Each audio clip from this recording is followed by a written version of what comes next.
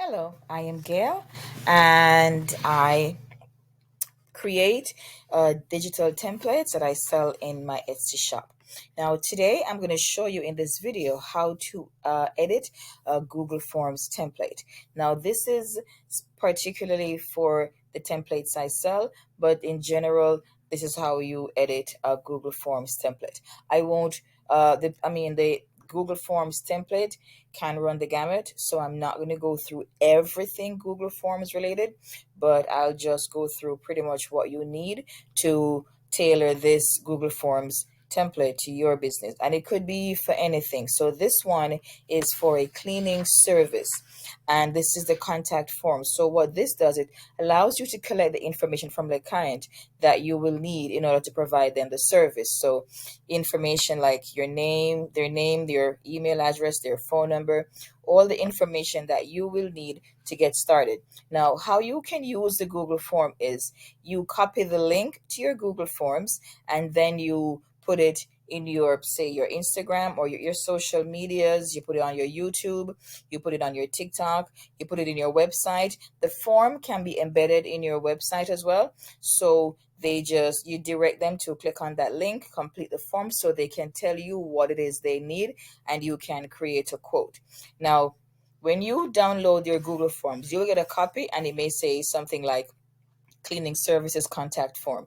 The first thing you have to do is rename this, or Angie's cleaning services contact form, or Mary Maid's, whichever one it is. You rename this file so you can save it in Google. So that's the Google file name. Here, this is the name of your business, and this is what your clients will see when you send the form to them for them to complete. Now, I mentioned, so let's go back to the editing version. So first thing, like I said, you may change the name here to whatever you want your clients to see.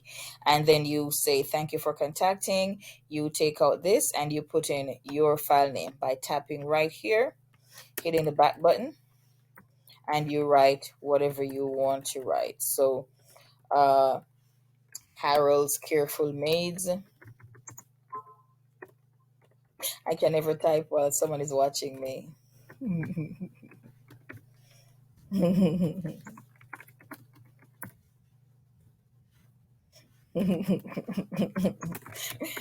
Oh no, this is embarrassing. All right, so you may put whatever you want to put there, and you may put change here to say, we're pleased you chose us. Complete the form below so we may know more about you. And you can edit this as much or as little as you like. You can leave it exactly as it is, but you must change the name here. So next, you are asking your client for their name, and you may make this a required question if this is something that the client must answer before they send the form to you. In order to do that, the default is to make the question required. If you don't need it, you just toggle this off, and then they don't have to. If it is required, then they will not be able to submit the form unless they fill that section. And I think all the questions are set to default required. Same thing for the email address and their phone number. If you don't require their phone number, you can toggle that off. How do they want to be contacted? If it's not required, you can toggle that off as well. Now, let's say you want to contact them in another way, or give them another option for how they can be contacted. I don't know, maybe WhatsApp, maybe Google Hangouts, whatever it is. You tap on this window and then you add whatever the fourth option is. So you go Google Hangouts. And so this is another option for how you can contact them. Once you have made the change, I can't type while somebody's watching me. Okay, slow it down. Right. So once you're done, you tap here and that is finished. It's done. It is asking if you want another option, but you don't have to put any. Now, if you did not want phone to be there, or you did not want email because you don't contact people by email, you just hit the X and that one will be deleted. If you deleted it by mistake and you're thinking, no, I think I will do emails because it's good to create an email list, I'm going to go with email. You go to the top and you hit the undo button and it will bring the emails back. and that takes care of that. And again, this is a required question. If you want, you may toggle it off. Now, if you don't want to ask the client how they would like to be contacted because you don't want to give them any options, then just put all of this in the trash can, and that question is gone. If you made a mistake, then you hit the undo button in the top and it will come right back. Now, the first part of the form is if the person just has a question, like they are not deciding that they want to use your services yet, they just want to ask a question like, do you service these areas, and to what extent do you service? Maybe they want to know that. You can let them fill the form and it stops here. But if you want to collect all the information, they keep going on to the next section. Now, the next section, complete the section to tell us more about your cleaning job. So they will explain, I have a 5-bedroom house and I need a deep cleaning because we are just moving in or we are just moving out or whatever it is. They will explain here what it is they need. And this is a short paragraph, so there's enough space here. Just like the other question, if you do not want it, you may delete this whole section. So you go delete or merge with above if you don't want to separate. So these are all the options for here. Now, you want to know what the job is. Is it a family home? Is it an office? Is it a short-term rental? Perhaps you also clean, verb apartments. You can tap and add verbal. Or maybe you clean nursing homes. You may add nursing homes. If you decide that you don't clean offices, you may take that out. If you don't clean Airbnbs, you may also take that out. So this is not a required question, but this seems like a question that should be required, so we toggle it back on. How many rooms? You may want to know because it was not stated before. If you think the question is redundant, then you may also delete this whole section. You tap on it, and here are the options, and you delete it. Now, if there's a question that you'd like to ask your client and it's not already here, you can simply duplicate. So maybe it's a question for a short answer. You hit the copy right here and you have duplicated this section, and then you will change the question.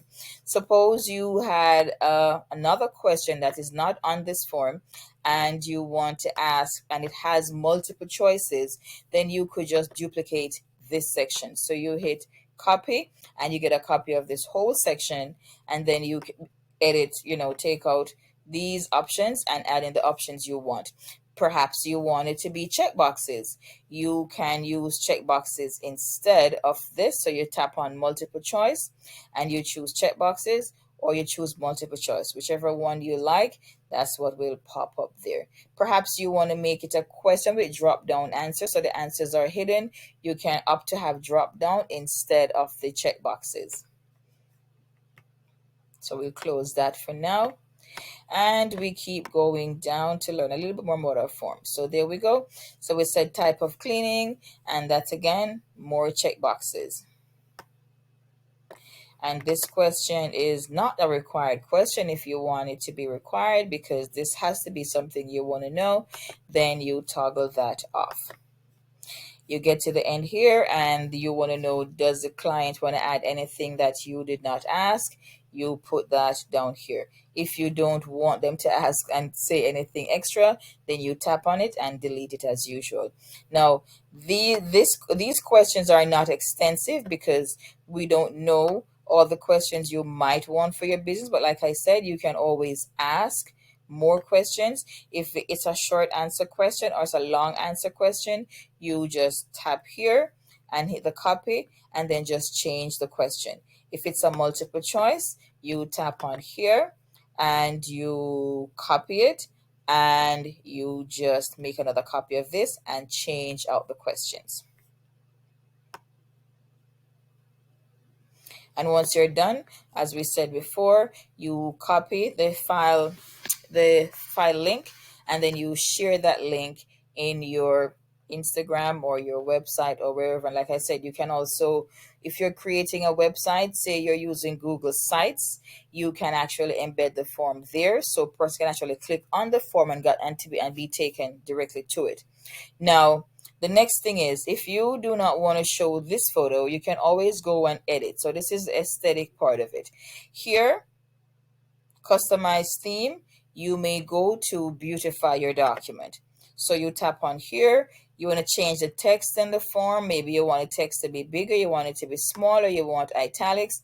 There are not a lot of options inside of Google Forms, but it's fine. It's just a contact form anyway. And you can change the color. So now it becomes a brown theme.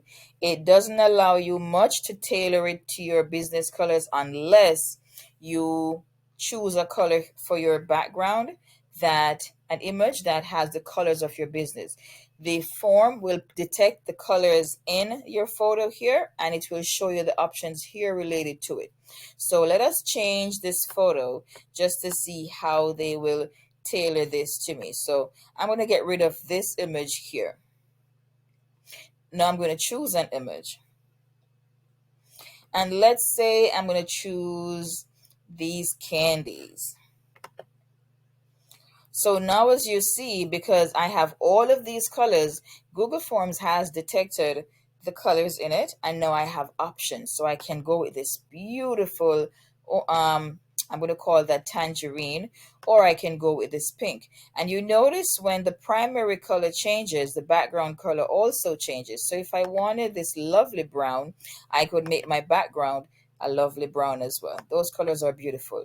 You could choose to go darker, and then the options for the background are here. Now this is giving you the option to add custom colors. I love this green, so I'm going to go with that. Yeah, it's a little overwhelming.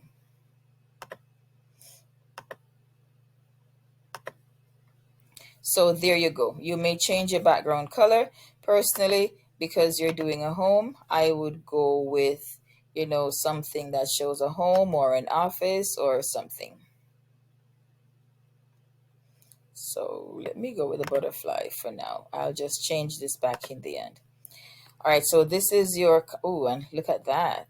It has tailored all of these colors. Now there's just a random green color here. So I don't often use the tailoring of customizing color because I'm not good with matching colors. So that is how you change the theme, and you put whatever photo you want. It could be a photo of your business, could be a photograph of your employees, could be a photo of a home you've cleaned, or just a stock photo. It's completely up to you. Now, when the client responds, you will be able to see this. Of course, the client will not see it. The first client responds, you will see their name and everything, and you'll see all of their answers in here. This page is actually downloadable. And for every client who respond, you will see all their names, and it will all be here. Now, we could get even deeper into um, the responses and how to use them, but this video is just to introduce you to your Google Forms. You can create a spreadsheet out of your responses as well, or you can tap here to download all of it.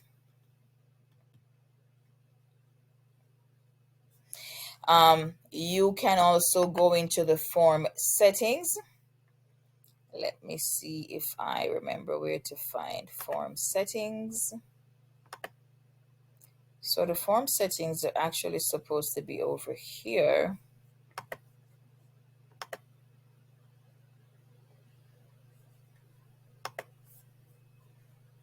Oh, I forgot they've moved it. It's right in front of me.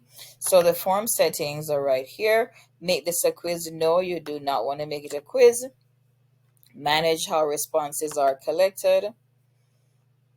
So you can set the form to collect email addresses by default. When I was a teacher, I did this for my students. So name and email addresses were always a default.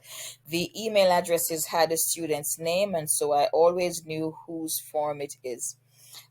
Your clients may edit their response, so you tap on that. You could limit one response, but that is not necessary because it's a client, so they should be able to come back with a response. Or if you don't want them to put in multiple responses, then just allowing response editing should be enough.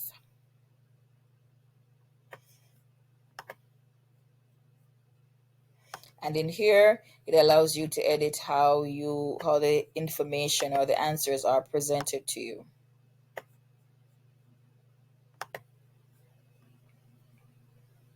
So you want to collect email addresses by default. You don't want to make all the questions required because sometimes your client can become frustrated if they're trying to submit the form and it's not going through and they have not perhaps not responded to a question unless it's a question that is completely imperative to you getting the job done. I would not make it uh, a required question because that used to frustrate my students. Only question that I needed them to answer, I made it required.